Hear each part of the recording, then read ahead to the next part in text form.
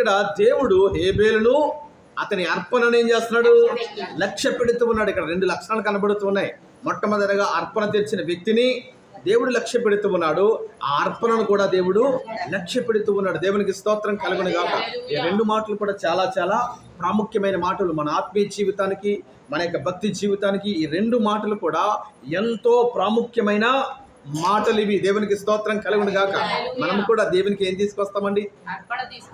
అర్పణ తీసుకొస్తూ ఉంటాం. కొంతమంది ఏమో వస్తు రూపంగాను, కొంతమంది ఏమో డబ్బు రూపంగాను దేవునికి కానుకలు అర్పిస్తూ ఉంటారు. ఈ అర్పణ దేవునికి చెల్లించాలి. చెల్లించే క్రమంలో శ్రేష్టమైనవి దేవునికి అర్పించాలి. ఎందుకంటే ఆయన పరిశుద్ధుడు గనక నువ్వు అర్పించే అర్పణ కూడా పరిశుద్ధంగా ఉండాలి, దేవునికి యోగ్యమైనదిగా ఉండాలని హేబేలుకు ఎవరు చెప్పారు? ఆదాముకిని అవ్వకిని దేవుని మనసు ఏమిటో, ఆయన హృదయం ఏమిటో, ఆయన ఎలాంటి వాడో స్పష్టంగా వీరికి తెలుసు. కాబట్టి చిన్ననాటి నుంచే వీరికి ఏం చేస్తున్నారు? ఆ యొక్క దేవుని యొక్క మనసును, దేవుని యొక్క హృదయాన్ని, దేవుని యొక్క మాటలను యొక్క హేబేలుకును కయ్యనికి కూడా వారు బోధిస్తూ పెంచుతూ ఉన్నారు.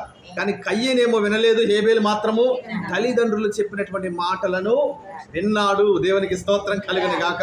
కాబట్టి పిల్లల యొక్క పెంపకములో తల్లిదండ్రుల యొక్క పాత్ర చాలా చాలా ప్రాముఖ్యమైనది. కాబట్టి చిన్ననాటి నుంచే బిడ్డలకు ఏ విషయాలు అయితే బోధిస్తారో, ఏ విషయాలు అయితే చెప్తారో అదే విషయాలు వారి మైండ్లో నిలిచిపోతూ ఉంటాయి. అందుకనే సొలొమోను గారు అంటారు కదా, బాలుడు నడవవలసిన త్రోవను చిన్ననాటి నుంచే, చిన్న ప్రాయములో నుంచే వాడు ఎలా నడవాలో, ఆ బాలుడు ఏ విధంగా నడవాలో, ఏ విధంగా ఆ యొక్క బిడ్డలకు విద్యాబుద్ధులు చెప్పాలో, మంచి క్రమంలో పెంచాలో ఆ విషయాలన్నీ కూడా చిన్ననాటి నుంచే వారికి తెలియజేయాలంట. పెద్దవాడైనప్పుడు ఆ మార్గము నుంచి వారు తొలగిపోరంట. దేవునికి స్తోత్రం కలుగును గాక. కాబట్టి చిన్ననాటి నుంచే బాలుడికి ఏం చేయాలంట? నడవలసిన త్రోవను నేర్పించాలి. కాబట్టి హేబేలుకు ఎవరు చెప్పారంట? తల్లిదండ్రులే. అందుకనే దేవుని మనసు హేబేలుకు తెలుసు కాబట్టి, దేవుని యొక్క హృదయము హేబేలుకు తెలుసు కాబట్టి అర్పణ కూడా ఎలా తెచ్చాడంట? శ్రేష్టమైన అర్పణ. దేవునికి స్తోత్రం కలుగును గాక. కాబట్టి దేవుడు అందుకనే హేబేలును తర్వాత అతని అర్పణను, అందుకనే మాటలు ఏం చేశారు? అక్కడ విడదీస్తాడు. దేవునికి స్తోత్రం కలుగును గాక. కాబట్టి మనము నచ్చాలి, మన అర్పణ దేవునికి నచ్చాలి. మనము నచ్చి మన అర్పణ నచ్చకపోతే చెప్పాలి. ఏమండి, ఇప్పుడు అననీయ మరి సపీరాలు ఏం చేశారంట? అర్పణ తెచ్చారు కదండి. అర్పణ తెచ్చారు పేతురు గారి దగ్గరికి, దేవుని సేవకుడి దగ్గరికి అర్పణ తీసుకొచ్చారు. చూడండి, వారు నచ్చలేదు, వారి అర్పణ కూడా దేవునికి నచ్చలేదు. ఎందుకని? వారు మనసులో పాడైపోయారు, వేరే ఆలోచనకి వెళ్ళిపోయారు. ఇదిగో మరి మోసంలోకి వెళ్ళిపోయారు, వారికి వారే మోసం చేసుకున్నారు. వారి అర్పణలో ఏం చేశారంట? కొంత దాచుకుని ఆ అపవిత్రమైనటువంటి అర్పణను వీరు తీసుకెళ్ళినప్పుడు వీరు నచ్చలేదు దేవునికి, వీరి అర్పణ దేవునికి నచ్చలేదు. అందుకనే దేవుని యొక్క సన్నిధి నుంచి ఒక ఉగ్రత వచ్చి ఏం చేసిన వాళ్ళని కాబట్టి మనము దేవునికి నచ్చాలి, మన అర్పణ కూడా దేవునికి నచ్చే విధంగా ఉండాలి. దేవునికి స్తోత్రం కలుగును గాక. హల్లెలూయా, హల్లెలూయా.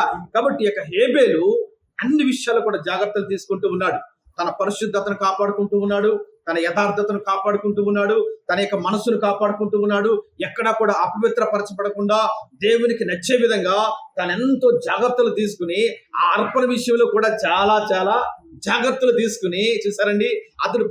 అతను చేసినటువంటి ఆ యొక్క వ్యాపారంలో, ఆ యొక్క మన పశువుల పెంపకంలో, ఆ గొర్రెల పెంపకంలో అతను ఎంతగైతే కష్టపడ్డాడో కష్టానికి తగిన విధంగా దేవుడు దీవించినప్పుడు ఆ దీవెనలో నుంచి శ్రేష్టమైనవి పక్కకి తీసుకొచ్చాడు. దేవునికి స్తోత్రం కలుగును గాక.